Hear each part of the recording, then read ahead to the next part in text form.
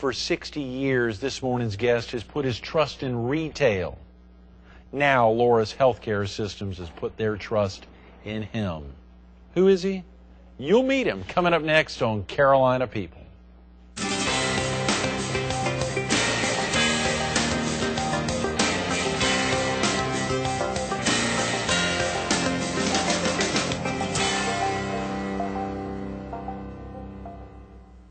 Good morning. Welcome to Carolina People. This morning we're at Seacoast Medical Center on Highway 9 in Little River. We're focused on the Loris Seacoast Healthcare Foundation, and we're visiting with its founding board chairman, Frank Boulineau. Good morning, Frank. Good morning, Greg. Thank you so much for coming in early on a Friday morning. How exciting to get you in. Good to be here. I'm glad I can be here today. And how about the kickoff of the Loris Seacoast Healthcare Foundation? Literally a year ago, you all had your first board meeting, I think you said. Correct. We did. It was a lot of discussion with the board at the hospital on whether to form a foundation or not. But because of the big expansion plans we have in Loris and at Seacoast, we decided a foundation was the right thing to do to help promote and help fund the hospital. It's common that community hospitals will have a foundation. Is that right? Yes. I think all the hospitals in our area, exception of Grand Strand, have foundations. Conway has a foundation. Georgetown has a foundation. So it's very important to help the hospital and support the hospital in many ways. You know, I was fascinated in reading a little bit for Tim Brown, who was with us on Monday, to see the amount of $185 million, I believe, in annual revenues coming out of Loris Healthcare System. I mean, so it is a big group. It's not a small, like it was maybe in, I believe, 1950. Things have changed quite a bit. Certainly they have, yes. The hospital started in Loris in 1950, so there have been major changes since then. And, of course, the biggest move that made us when we came to Seacoast here a number of years, just a few years ago. It was just a few years ago. Yes. So this has been very good for the community and very good for the Loris hospital system, too. And, of course, we have the beds coming up shortly, too. We're going to build 50 beds here. 50 beds, yes. Construction will probably start within the next year, roughly. So that'll be very good for the area. Actually, Little River, North Myrtle Beach is the largest community in the state that's not serviced by a hospital. So this is something we need very badly in the area. Little River, North Myrtle Beach is the largest community in the state.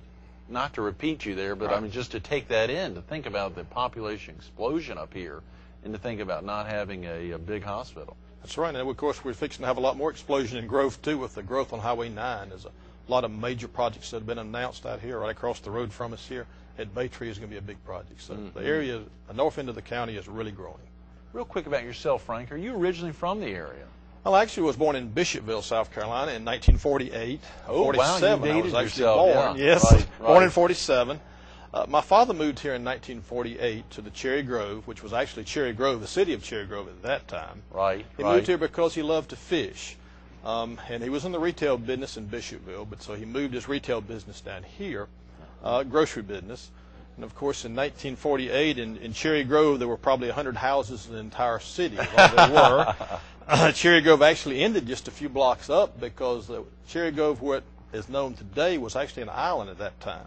Is that so C.D. Nixon in 1952 filled the inlet in to make Cherry Grove the size it is today. Wow. But my grandparents and parents actually have been coming here since the early 30s. Is that right? From Bishopville. From Bishopville, you still have family down there? Not very much. No, most everybody followed us to the beach. Is what happened Came really over in here, the, I'm sure. in the 60s and the 70s, actually. What business was that your father founded in 1948, Frank? He founded a grocery store, a typical beach-type grocery store. And, of course, back then, grocery stores weren't as big as they are today. You didn't have all the selection in a grocery store. I can remember when I was young, you actually had to package a lot of products that you sold and so forth. You bought rice and those type of things in a 50-pound bag. And you would actually individually package them, yes. Wow. Did you grow up in the family business, Frank? Yes. Been very involved in the family business all of my life, actually. And whenever I got a little older and got married, we got very involved in the growing Boulineaus. Actually, we have pretty much a complex in Cherry Grove now. It's where we have more than just a grocery store. Boulineau's the complex. Right. Wow, Frank. For viewers who may not have been there, and I've never been there, I'm sorry to say, should come up to this part of the county more often. But give us just a sense of what's there when you talk about it as a complex. Is the grocery store still a part of it?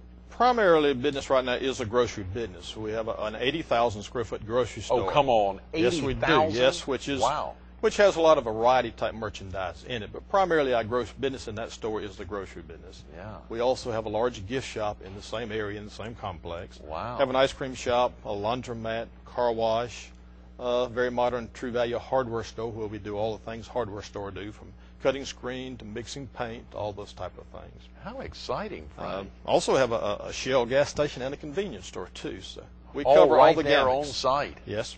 Son of a gun. And you still live clearly up in this area, Frank? Yes. I live on 45th Avenue, which is just about a mile from where the store is on Sea Mountain Highway. Right. Do you walk to work? Not very often. Not anymore, I probably should, but I don't do much of that.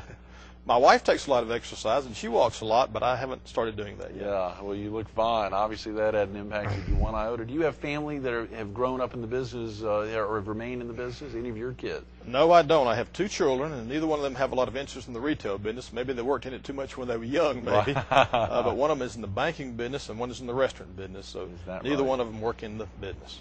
Yeah. We have a lot of employees that's worked for us over 20 years, though. Really? We have some very good management and a good general manager and everybody. So we have a very good operation, You all very are good employees. Celebrating 60 years this year. Yes, 60 2008. years. Wow. That's a big deal. It is, yes. And to think about, do you still have pictures around the complex there of Boulineau's back in '48, and it was called Boulineau's back then? Yes, it was called Boulineau's then, Right, yes. right. Yes, we do. Actually, I have a picture of the first store showing myself and my father and my grandfather standing in front of the store. Oh, boy. It was taken actually in 1951, actually. But we have a number of pictures of that time. And some pictures of East Cherry Grove, which in those days there was just nothing there. I mean, Right. I can remember when I was a boy, there were sand dunes 20 foot tall where the store sits today. We don't see sand dunes today, right? We see a few sea oats, but that's about it.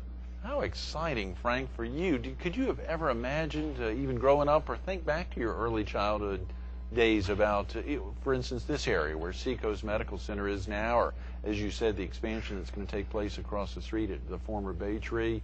What was this like back then, and what did you ever imagine it would become? Well, there was nothing here back then. I mean, even Sea Mountain Highway in Cherry Grove, when you got away from the ocean just 2 blocks, there was nothing on Sea Mountain Highway.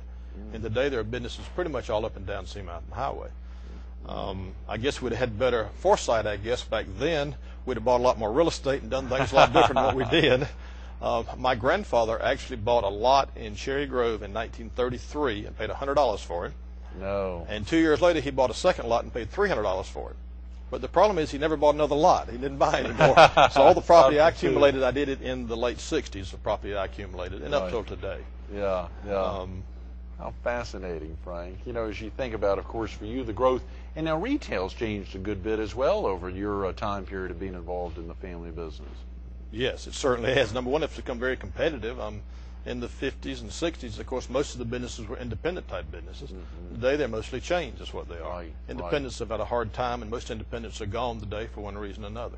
It's just very hard to get the financial backing to make a store work this day and time. Do you have a pharmacy there in the facility as well? No, but we're in the process of planning a pharmacy Is right that now. right? Yes, That'll be we a are. great addition, I'm sure, as y'all plan that out. That's something we needed for several years. We just were reluctant to do it because of having to rely on a pharmacist, you might say. And Right. that's tough. If our market manager doesn't come to work today for some reason or is sick, we can go cut meat pretty easily. But the pharmacist doesn't come to work, you can't fill a prescription. So That's a great point. that's the reason we've kind of held off. But we are working on that now, and I'm planning on opening in that not this coming summer, but the summer of 2009 is our plan right now. How exciting, Frank. You know, as you think about, as you talked about the 50-bed expansion here, now is that going to take place at Seacoast Medical Center or at Loris Hospital, or is it going to be split between the two?